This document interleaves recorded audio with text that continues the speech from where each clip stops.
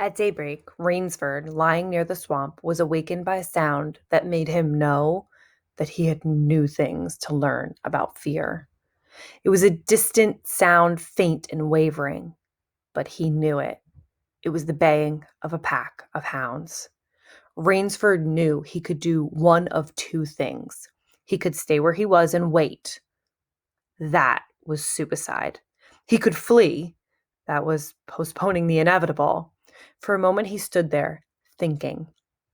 An idea that held a wild chance came to him. And, tightening his belt, he headed away from the swamp. The baying of the hounds drew nearer, then still nearer, nearer, ever nearer. On a ridge, Rainsford climbed a tree. Down a watercourse not a quarter of a mile away, he could see the bush moving. Straining his eyes, he saw the lean figure of General Zaroff. Just ahead of him, Rainsford made out another figure whose wide shoulders surged through the tall jungle weeds. It was the giant Ivan, and he seemed pulled forward by some unseen force. Rainsford knew that Ivan must be holding the pack in leash. They would be on him any minute now. His mind worked frantically. He thought of a native trick he had learned in Uganda. He slid down the tree, caught hold of a springy young sapling, and to it he fastened his hunting knife, with the blade pointing down the trail. With a bit of wild grapevine, he tied back the sapling. Then he ran for his life. The hounds raised their voices as they hit the fresh scent.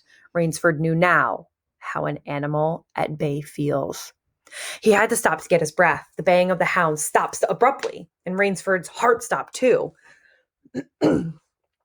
They must have reached the knife.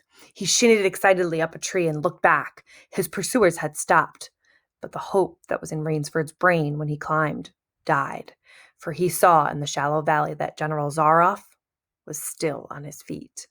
But Ivan was not. The knife, driven by the recoil of the springing tree, had not wholly failed. Rainsford had hardly tumbled to the ground when the pack took up the cry again. Nerve, nerve, nerve, he panted as he dashed along. A blue gap shone between the dead trees ahead. Ever nearer drew the hounds. Rainsford forced himself on toward that gap. He reached it. It was the shore of the sea. Across a cove, he could see the gloomy gray stone of the chateau. 20 feet below him, the sea rumbled and hissed. Rainsford hesitated. He heard the hounds. Then he leapt far out into the sea. When the general and his pack reached the place by the sea, the Cossack stopped. For some minutes he stood regarding the blue-green expanse of water.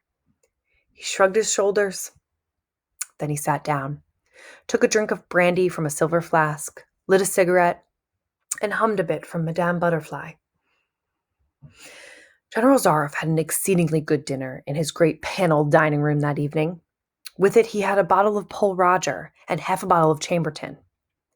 2 slight annoyances kept him from perfect enjoyment. One was the thought that it would be difficult to replace Ivan. The other was that his quarry had escaped him. Of course, the American hadn't played the game, so thought the general as he tasted his after-dinner liqueur. In his library, he read to soothe himself from the works of Marcus Aurelius. At 10, he went up to his bedroom. He was deliciously tired, he said to himself as he locked himself in.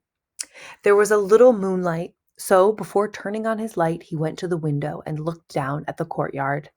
He could see the great hounds, and he called to them, "Better luck another time." Then he switched on the light. A man, who had been hiding in the curtains of the bed, was standing there.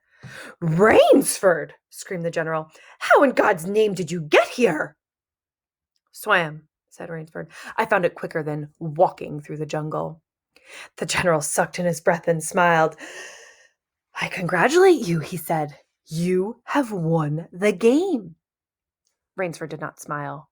"I am still a beast at bay," he said in a low, hoarse voice. "Get ready, General Zaroff." The general made one of his deepest bows. "I see," he said. "Splendid. One of us is to furnish a repast for the hounds.